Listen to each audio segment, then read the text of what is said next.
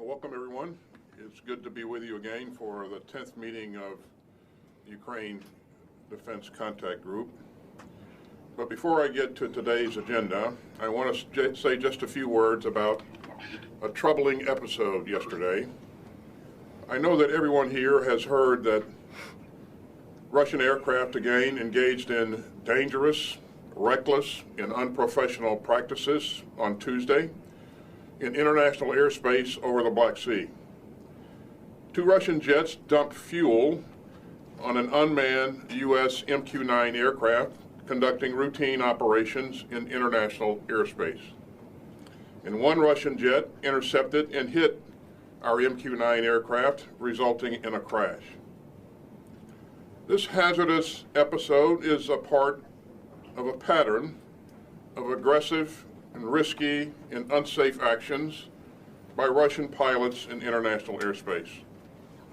So make no mistake, the United States will continue to fly and to operate wherever international law allows.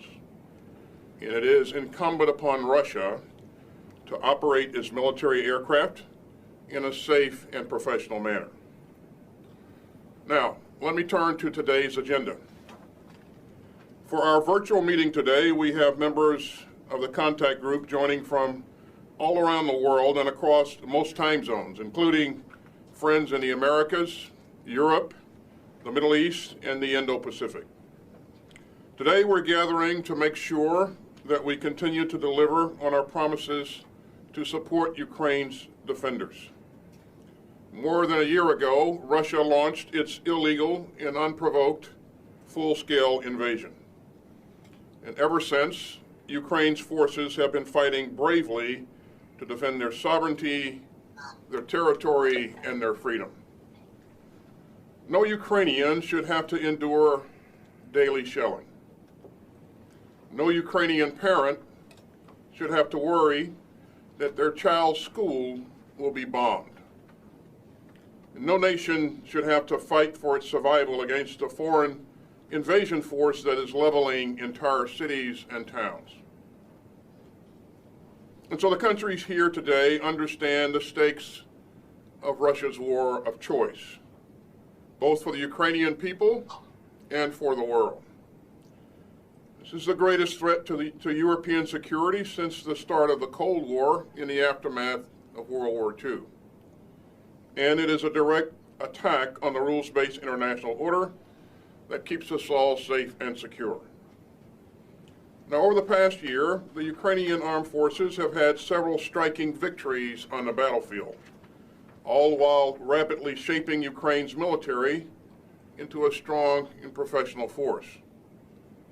And I want to thank my good friend, Minister Oleksiy Reznikov, for his leadership of Ukraine's armed forces.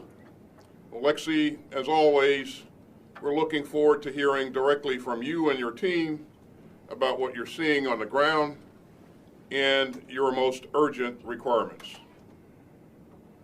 This contact group has always been committed to helping the Ukrainian armed forces get what they need when they need it.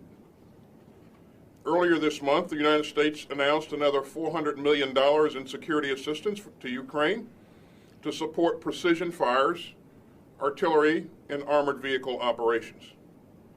And that includes additional HIMARS ammunition, additional artillery rounds, armored vehicle launched bridges, and more. And as we surge more equipment to Ukraine, we remain focused on accountability, along with our Ukrainian partners. In just the past 3 months, members of this contact group have shown great leadership in building up the capabilities that Ukraine needs to defend its sovereignty and create momentum on the battlefield, including more than 9 brigades of armored vehicles. The coalition of countries that are donating Leopard tanks to Ukraine continues to grow. And 9 countries have now committed to providing more than 150 Leopard tanks.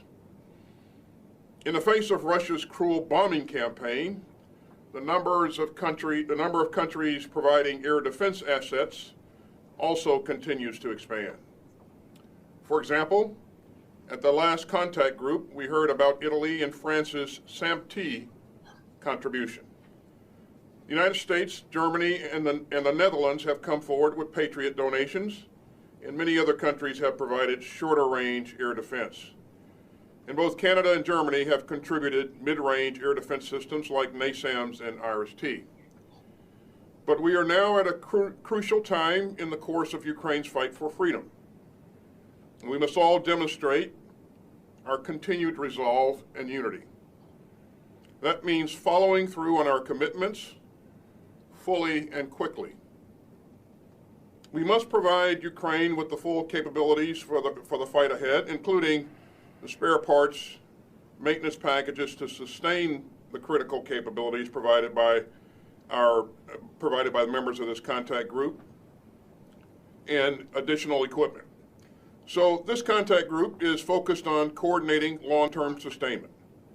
We also need to find ways to get new donations of ammunition and air defense systems to Ukraine. To increase ammunition production, members of this contact group are coming together to develop innovative solutions to industrial production problems. And I'm confident that we'll continue to step up to meet Ukraine's needs into the spring and well beyond. And ladies and gentlemen, last April, our contact group began with a single meeting pulled together by our outstanding teams. But it has grown into a community of action. And I remain fully committed and fully confident that we will support Ukraine's defense for the long haul. Now, in recent months, the Kremlin has demonstrated again and again that it pays no heed to the lives of its own forces and has been intensifying its reckless war of conquest. Russia continues enlisting private mercenary companies like the Wagner Group and driving inexperienced conscripts to their deaths. But Ukraine's ground forces have pushed back Russian forces with the weapons and the tanks donated by the countries in this room. And Russia keeps sending wave after wave of cruise missiles and Iranian suicide drones to terrorize Ukrainian cities and civilians. But Ukraine's air defense systems, many of which this group has provided, are fighting back to keep civilians safe from Russia's bombardment. And that's the story of this contact group. And I'm confident that we'll keep stepping up. I am confident that we will deliver on our commitments. And I am confident that we will meet this moment. After 10 meetings of the contact group, our unity of effort continues to be a mighty source of strength. And we'll remain resolute and united in support of Ukraine's right to live as a free and sovereign country for as long as it takes. Now let me pause for a moment while our friends in the media depart, and then we'll hear from our Ukrainian colleagues.